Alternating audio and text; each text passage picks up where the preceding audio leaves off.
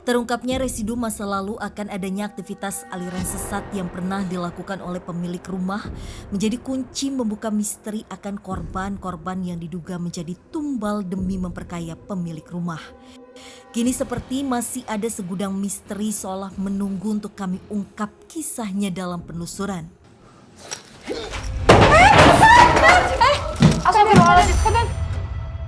Astagfirullahaladzim. Assalamualaikum. Assalamualaikum.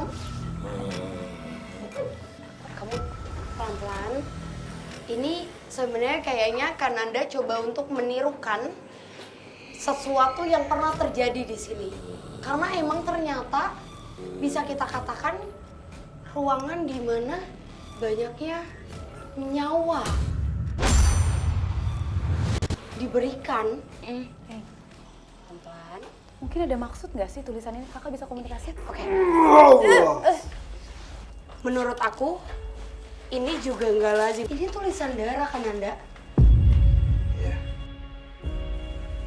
Apa yang kakak dapetin? Pas itu ada yang menginap di sini, Visi. Menginap. Ke atas ya. Menginap di sini dan tinggal di sini. Jadi pada saat berkumpulnya bukan jamaah ya, kumpulan sekte itu kan tinggalnya jauh-jauh. Oke. Sempat ada yang menginap di sini dan keesokannya dia meninggal. Tapi kira-kira tadi Frisly juga sempat bilang ada perempuan di sini. Apakah kasus itu melibatkan arwah perempuan itu atau? Jadi menurutku residu energi yang tadi berbicara ke aku dan juga Kananda di ruangan ini jelas menjadi ruangan di mana tadi kita sempat bertemu dengan sosok yang bilang kalau ada ruangan di mana ruangan ini memang menurutku adalah ruangan eksekusi dan memang benar adanya kalau pekerja atau orang yang bekerja mengabdikan dirinya di tempat ini menjadi salah satu korban.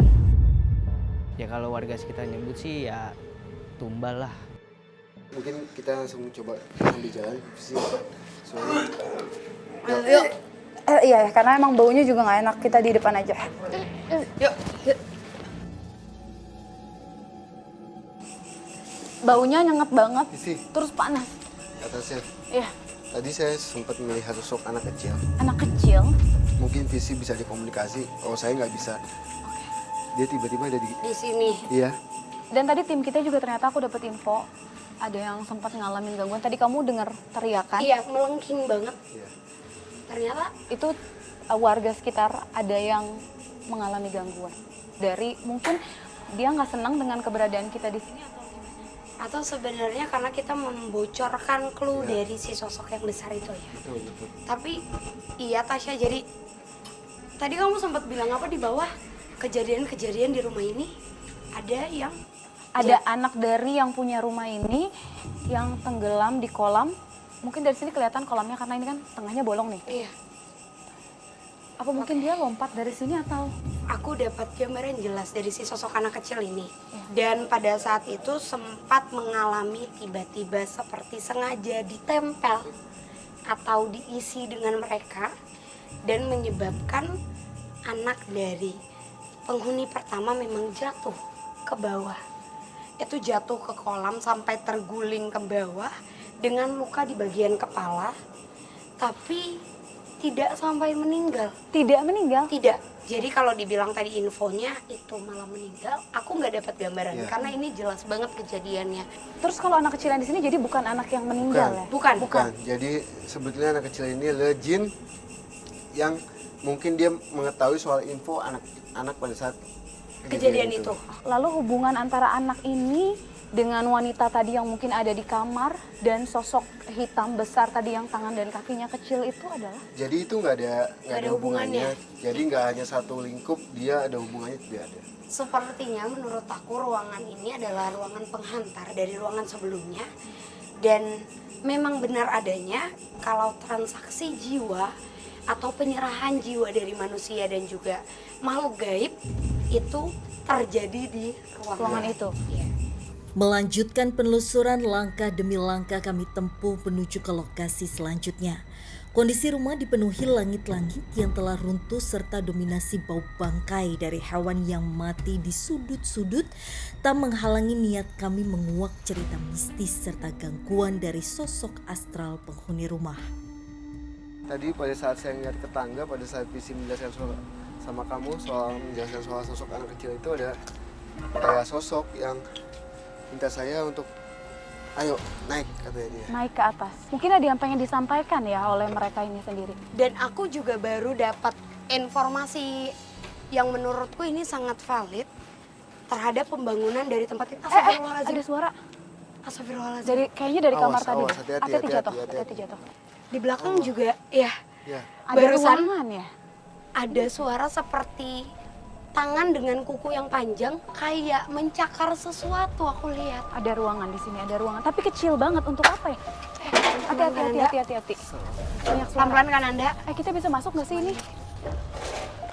Tasya nggak apa-apa. Ya, kita sama-sama lihat ya.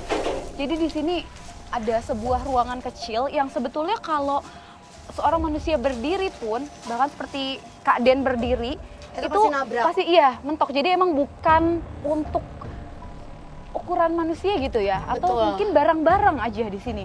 Tadi kan Anda sempat bilang makhluk yang menghantar ya Kak.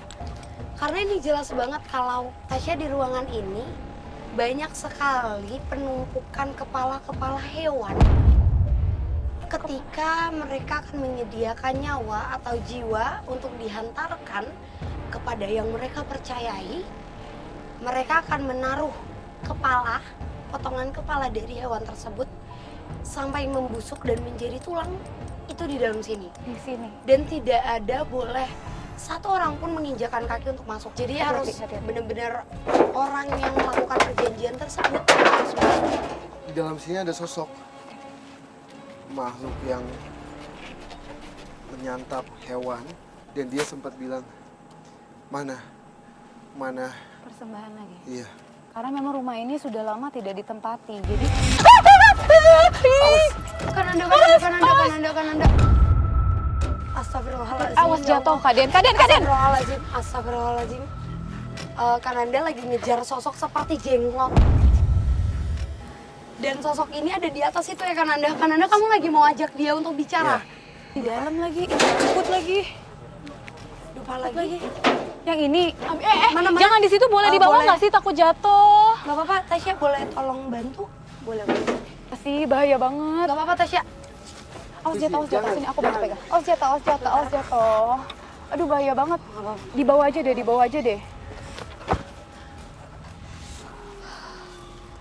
Hati-hati. Tak peduli Hati-hati, berada jatuh. di atas loteng dengan sekuat tenaga, dan Ananda menggunakan energinya untuk melakukan komunikasi dengan sosok menyerupai jenglot yang menjadi salah satu penunggu rumah.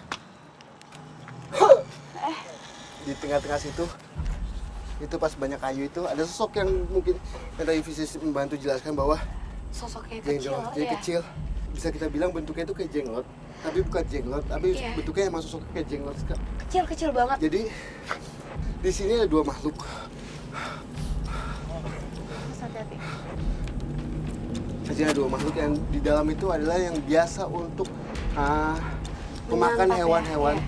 Bisa kita bilang sesajen atau persembahan yang kayak kepala sapi, Iya. kepala kambing, itu ada di dalam situ. Pada saat kita ngebahas sosok itu, tiba-tiba di atas itu muncul sosok yang Visi tadi jelaskan soal bentuknya itu kayak jenglot dengan dia mengecil, bahkan suatu saat dia bisa besar sekali. Berubah-ubah wujudnya. Iya. Apa mau ngomong apa kamu? Pelan-pelan, Hei, hati-hati. Pelan-pelan Kak. Aku takut deh kabel tahu itu. Pelan-pelan. Apa sama bangunannya itu? Apa hubungannya sama bangunan itu kamu? Dia lagi nyampein sesuatu sih Tasya. Jadi makhluk ini Kenapa, Kak? di bawah itu ada salah satu bangunan. Kalau yang saya lihat adalah kayak bentuknya kayak pendopo. Dia bilang, saya suka diminta sama yang suka kumpul di sana.